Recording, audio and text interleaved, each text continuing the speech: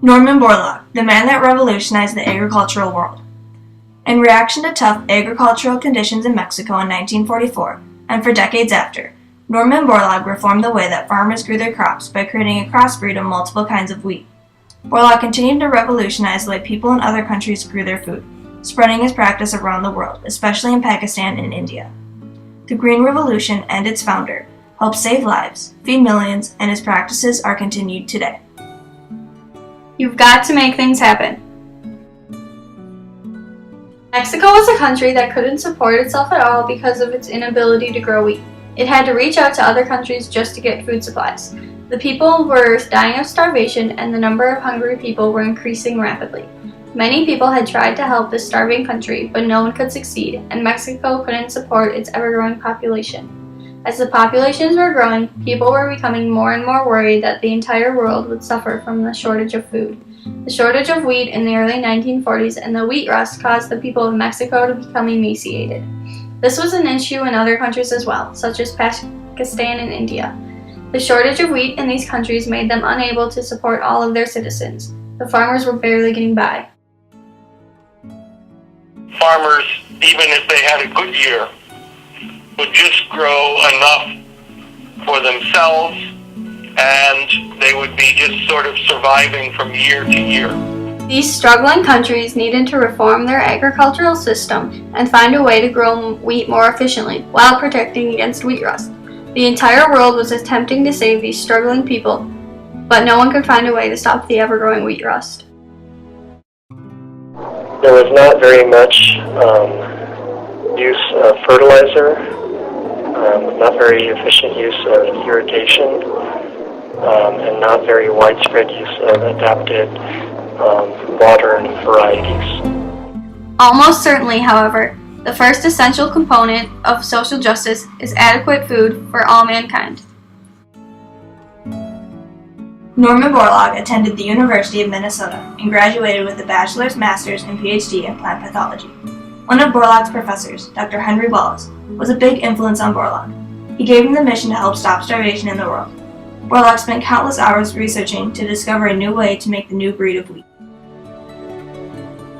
He was an extremely hard-working individual, and he seemed to be very singularly focused on, really one objective of breeding the best wheats he could with the best disease resistance and, the very best yield. Wheat was only easy to grow in certain conditions. The day length, wheat height, and time of year were all factors in the ability to grow. Wheat rust was another serious factor. Wheat rust was a killer disease that easily spread from plant to plant. It was transported to other farms when seeds were transported. In 1944, he joined the Rockefeller Foundation of Mexico and began his revolutionary attempt to feed the world. You can't build a peaceful world on empty stomachs and human misery. In Mexico, Dr. Borlaug began to work with the crossbreeding of wheat. He developed the idea of crossbreeding multiple types of wheat to create a new type of wheat with shorter stalks and bigger heads. They call them semi-dwarfs, is so that they could get higher yields by applying more nitrogen. And the plants that have all this nitrogen, or access to nitrogen, will grow faster and they wouldn't fall over. Now, earlier varieties of wheat were much taller, and if you gave them large amounts of nitrogen, the seed heads would get large and the plants would fall over. They would lodge. Well, these semi-dwarfs were much stronger, and they could utilize the nitrogen, the large amounts of nitrogen, to produce huge seed heads. The new wheat was 3 times more productive than the previous wheat used in Mexico. Dr. Borlaug needed to create wheat that not only had a high percentage of productivity, but could also stand the day length and a major wheat killer, wheat rust. Wheat rust was killing wheat all across the world. Dr. Borlaug's new wheat needed to resist against the wheat rust. His new wheat fought off the rust and can grow in many circumstances. By 1945, a country that once relied on other countries to feed themselves was finally self-sufficient.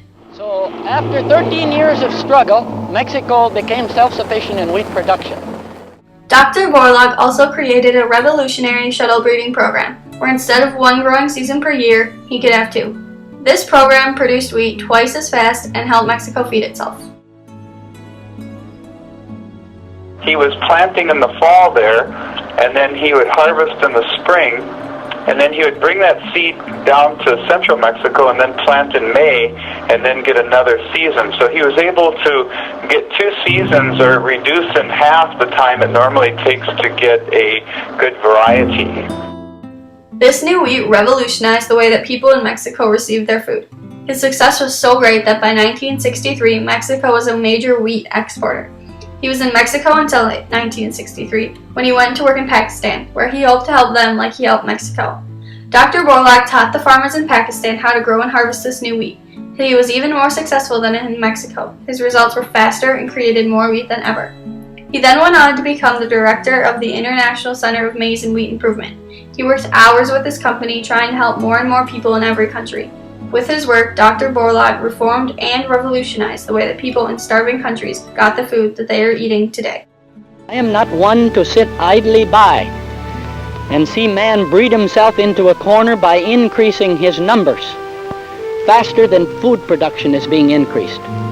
And if I have anything to contribute to this world, when I know that our scientific facts are right and we have materials that can be brought together in a meaningful production program, I'm going to play that card and play it hard.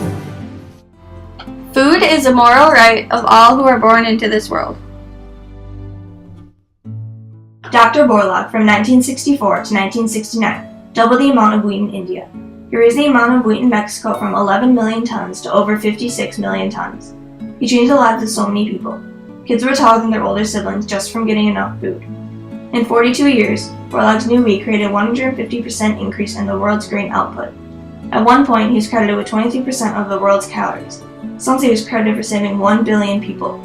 Borlaug also founded the World Food Prize, a prize awarded for those that help end hunger. Although Borlaug's efforts were very helpful, some people still thought his new wheat hurt the environment. Dr. Borlaug's new wheat had used many different fertilizers and pesticides. People reacted negatively, saying that organic was the best way for countries to grow their food. Some negative reaction too, saying, that these yields occurred by putting on more fertilizer and using more water, and that this was not a sustainable situation. They say, oh, you can't fertilize there. You're destroying the environment. An environment of poverty and misery is something that needs to be destroyed. His work was said to have used too much water. Critics thought that it wasn't the best choice for Mexico. Some scientists thought that it would hurt the environment. Sometimes the fertilizer is used incorrectly and ends up in the water. 1970s, 1980s, then they started noticing problems with over-fertilization, nitrates in the water, so it contaminated the water system. The use of pesticides, and this has caused a number of problems. Other people who were supplying Mexico with its wheat were upset because they were losing business. Borlaug's wheat was cheaper and grew much better than the others. But even with people reacting negatively to its creation, over the past 50 years, the world's wheat production has grown from 300 to a staggering 600 metric tons. He won a Nobel Peace Prize in 1970 for his work in the struggling countries. He also received many humanitarian awards.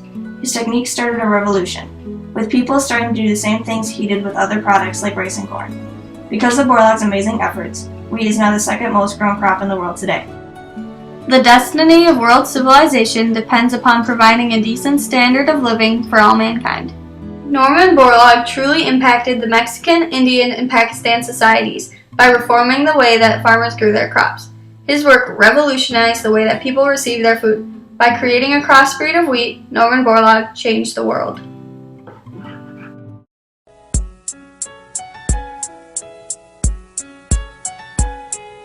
I don't know what you've been told by farming the food in the days of old, but listen up and take this to the